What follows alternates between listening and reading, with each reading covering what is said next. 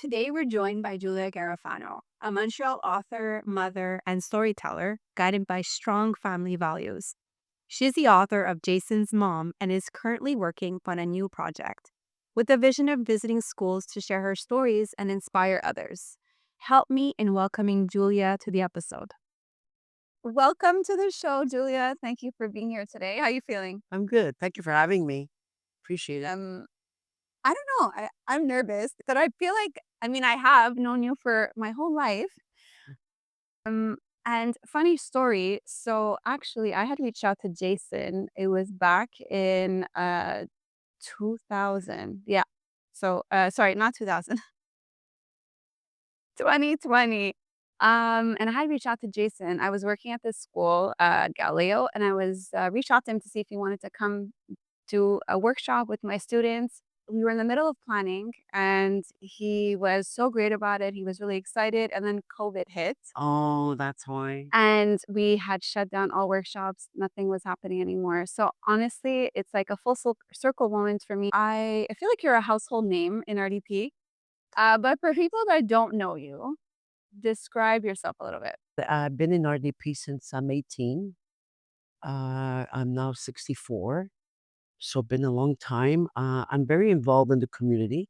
That's a big trait of myself. Like I like to help the community. I love helping locals. I like supporting RDP in general. Okay. Um, I have 2 kids and a grandmother of two. One passed away, sadly, but I'm a grandmother of two nonetheless. You're always doing something though, right? Like you're Very always, busy, you're very busy. but I like being busy. It's who I am. It's character. Yeah. People say, "Oh my God, you don't stop." Sometimes you get me dizzy. I don't find I'm busy. Like people don't know this, but I'm home all winter. I don't drive in the winter, so True. it's the truth. I'm so relaxed at home. I sleep in the day. I nap in the day. Like I do 2 hours a day. So Wow. I'm very productive in the morning. Very, very I got a lot of energy. By 2 o'clock, mentally is where I'm tired. Physically, I'm not tired at all.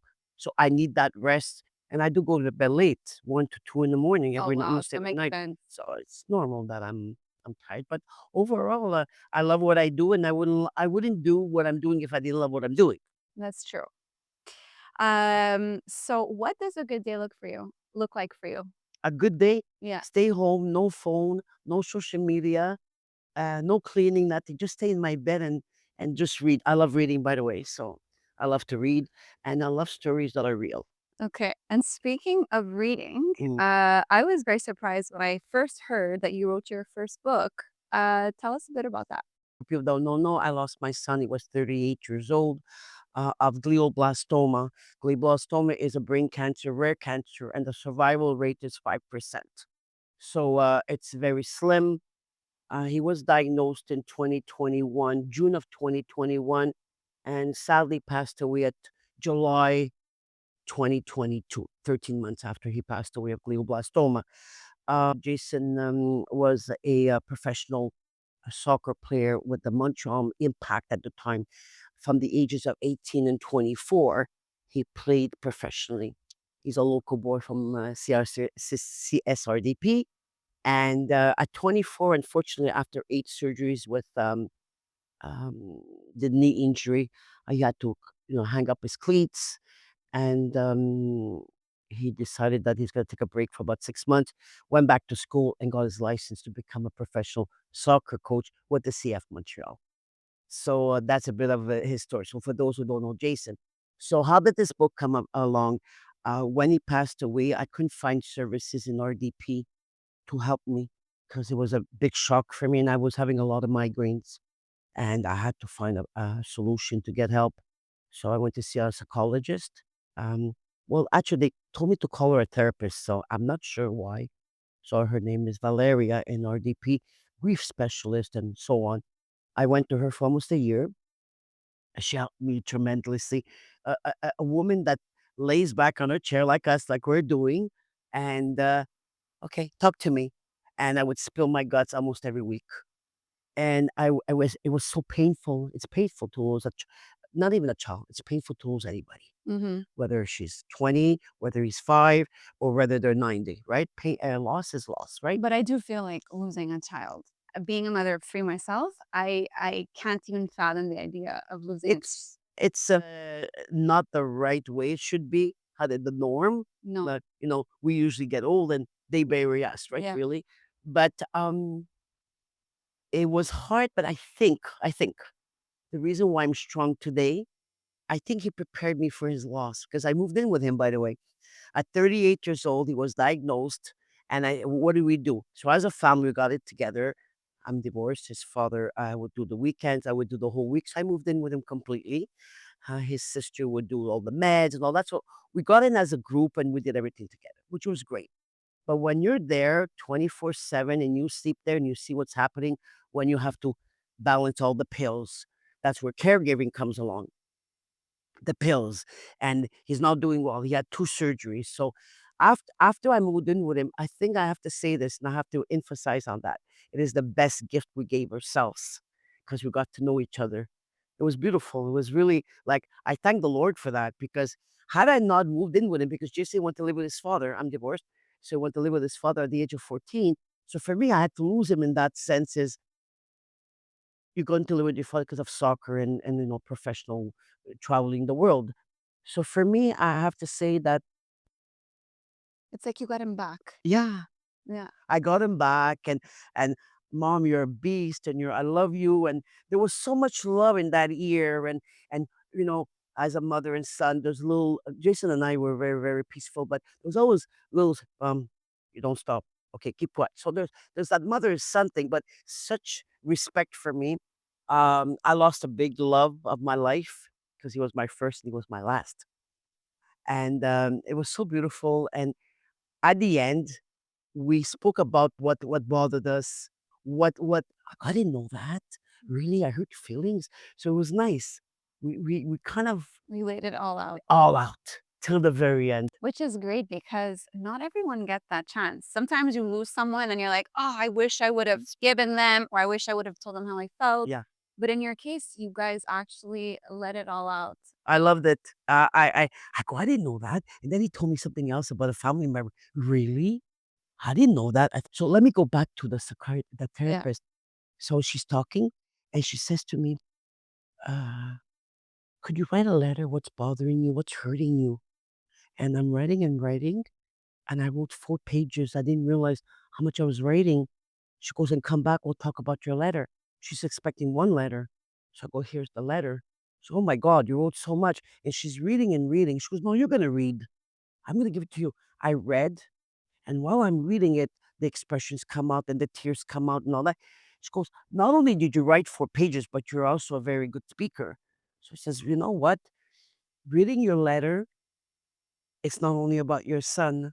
There's more to it than that. It's deeper than that." And she was absolutely right. And she goes, "Go home and think about it." And you know what I did? And she was right. There was something deeper in there. So I learned a lot with going to therapists. I think everybody should go. Don't be, don't be, uh, don't be ashamed of going to see a therapist. Mental health is real. And if I wouldn't have went there, I don't know where I'd be today. But I did almost, and I still see her today once a month instead of once a week. So it helps me.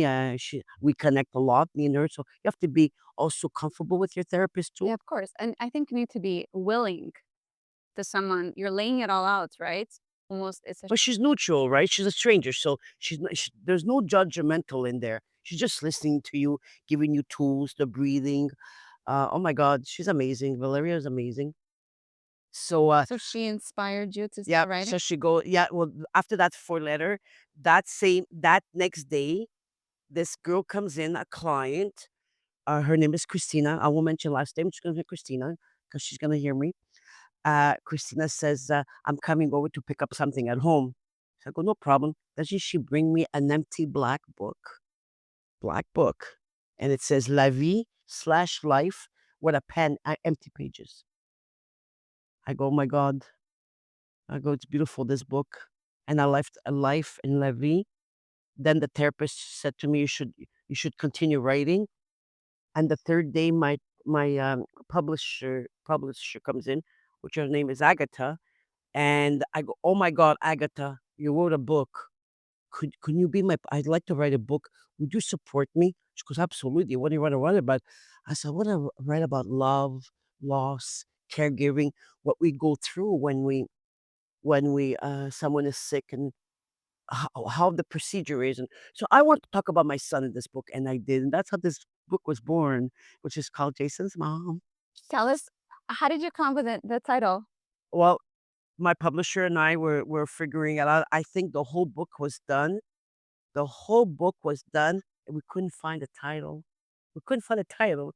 So one day she comes, because she would come, I guess I would come to my house almost once a week for 3 hours. You have to understand, I have to relive the whole story in this book called Jason's Mom, because it is about a memoir about caregiving, loss, and about grief, right? This book, but it's not a sad book. It's really a book of life and how you navigate through grief.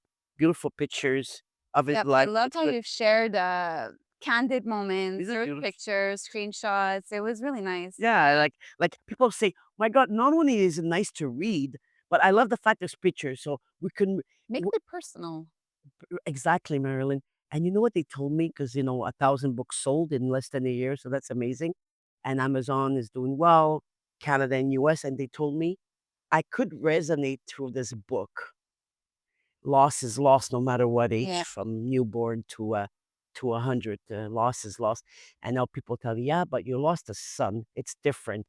It might be different for everybody. I find myself strong as a woman after I lost my son. I'm not gonna tell you it's easy. I'm just telling you, I still cry today, but it's less heavier. We carry it well.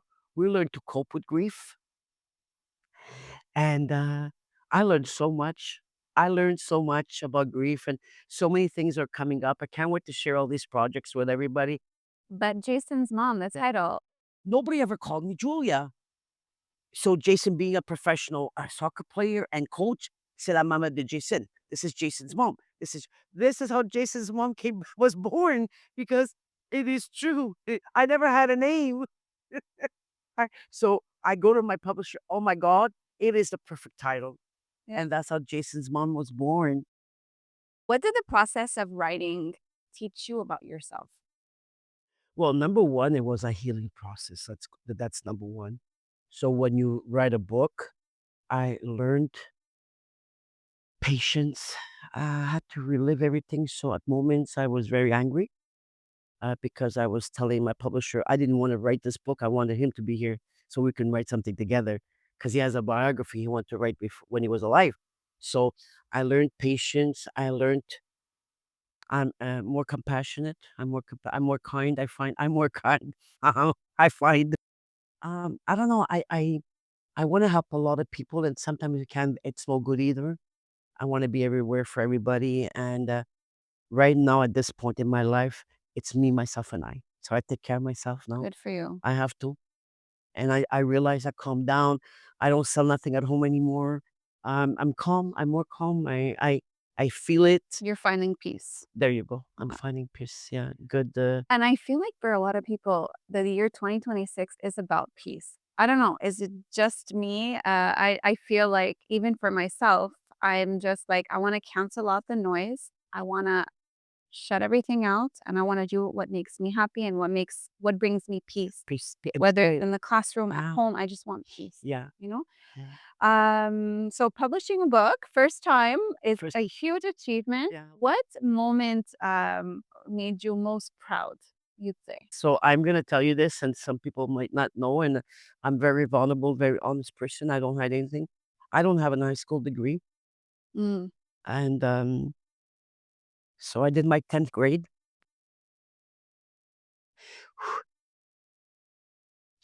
I'm so proud of being able to write a book and proud of the achievement, And I want to tell every student, not every kid is made for school, and it's okay. But I strongly, strongly convince kids to. Giulia, why don't you I have an idea? Why don't you come back and get your high school diploma? My God, I was thinking about it when I came in. You could be my student. I think it'd be Oh my god, yeah. great. Oh my god, I was thinking about that. I go, "Shh, It's never too late to go back to school. I mean, you've accomplished so much and no one can ever take it away from you. no."